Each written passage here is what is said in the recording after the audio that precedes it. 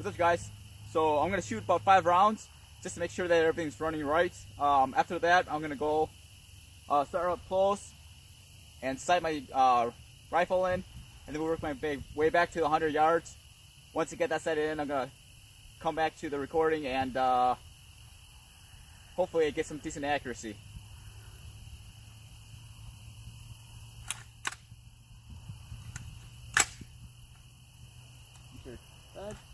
All right. 5 rounds.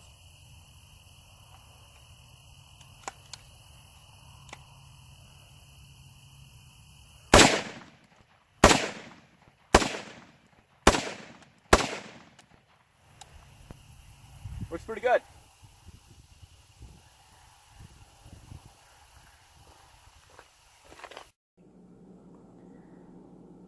What is up, you guys? It's Agent Tactical here. I want to do a quick video of my newest AR-15 build. This one's chambered in 7.62x39 and two-tone coloration. Main coloration is FDE, secondary color is black. The reason I went with this coloration was just to differentiate the AR-15 from the other ones. The rest of my AR-15s are chambered as 5.56, while this one's in 7.62x39. So, you know, just not to get it mistaken, so I went with a two-tone coloration. So what I'm going to do is list the parts from the back to the front, as well as in the description below. I'm going to give you the list as well as the pricing and when I first bought it, of course. Price is subject to change, as well as the website where I got it from. So in the back here, the buttstock is a Hogue buttstock, of course, FDE black color. It's very, very tight fit. Very little to no wiggle at all. Buffer tube, spring, and buffer itself in here. It's colored black. Bought it as a kit. This one comes with a 4.6 ounce buffer. They call it the heavy buffer kit. And from the site that I bought it with, again, it'll be listed below. Also bought the LPK with it. This one, the LPK is the buffer kit, and the LPK kit is pretty much a generic, no name brand type of kit.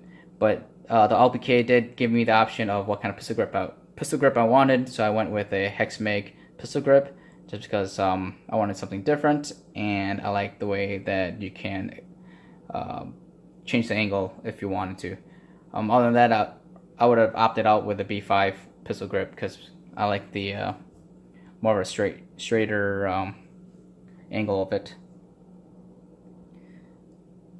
Now, the non-brand LPK did come with a straight trigger guard, but I had a spare Magpul one, so I just swapped it out with that one. The lower is an Anderson lower bolt carry group. It's an Anderson bolt carry group with the bolt as 7.60x39. Nothing too special about it.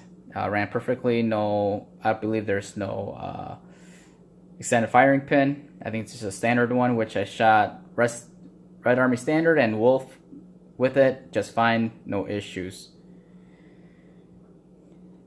M4E1, got it with a kit with forward assist and dust cover all attached to it for a really decent price. I noticed that there was a slight nick right here, which isn't too much of a big deal, I guess. This is a WMD charging handle.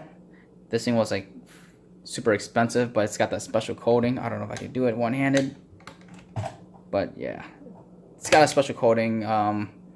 Just make it easier to clean, I guess. And then I've got some cheap backup sights. I think they were like $18, $19 or something like that. They're aluminum. They just work. I've got these on my other AR-15s, and these just work pretty good for the price.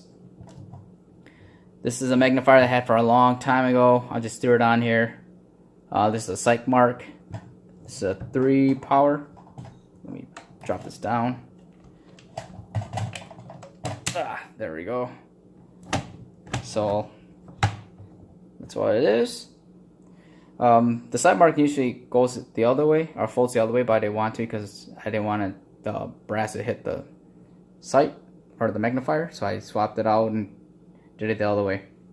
This is a Romeo 5. It's a 2 MOA dot. I love this thing. It's pretty cool. I got it off of eBay for a pretty decent price. Handguard is area precision handguard. Again, this is a Gen 1. I could have opted out with a Gen 2 for the same price on eBay, but you know, it is what it is. Bear Creek Arsenal 760x39 H-bar barrel. It's a 110 twist. Nothing too fancy about. And then you got, I think what they call it, the shark tooth muzzle brake. I mean, it works pretty well as far as controlling the muzzle and whatnot. Super loud, but I don't really care because all I want is to be able to control the recoil on this thing. Plus, it looks pretty cool when you gotta, you know, stab somebody with it. But yeah, I mean, it's, again, I bought it pretty cheap. Phosphate coating kind of scratched it up and whatnot, but it works. That's all that matters. Alright, so again, I'm going to show you the mag, how I figured out that it's bad, other than trying it out. So I'm going to see if you can guess which one's bad. So what I'm going to do is tap on the mag, see if you hear any different sounds to it when I do all four. Alright, so it almost sounds pretty solid, right? Pretty solid.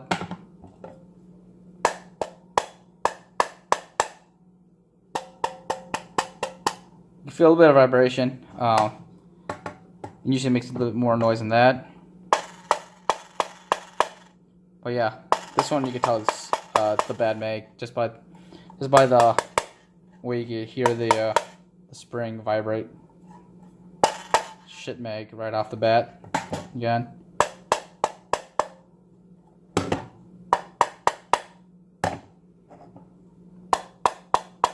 Alright, so it's 3 solid mags. This fourth one, it's really shitty.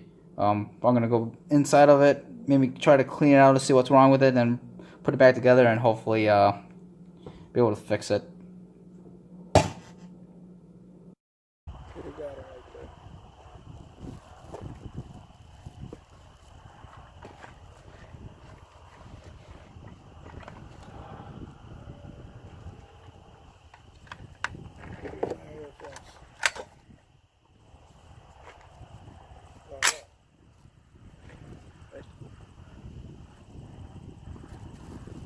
There you go.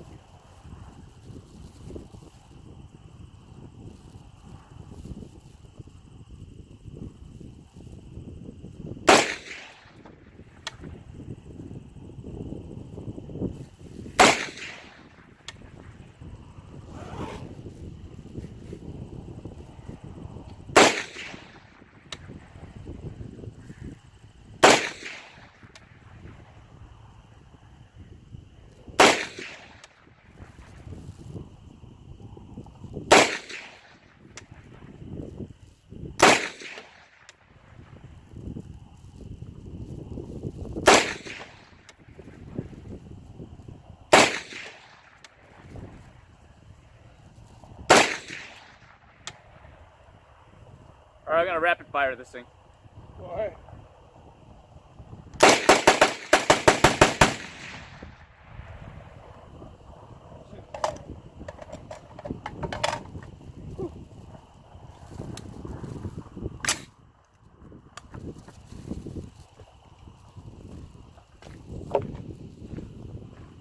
That's how I spend my morning, dropping 200.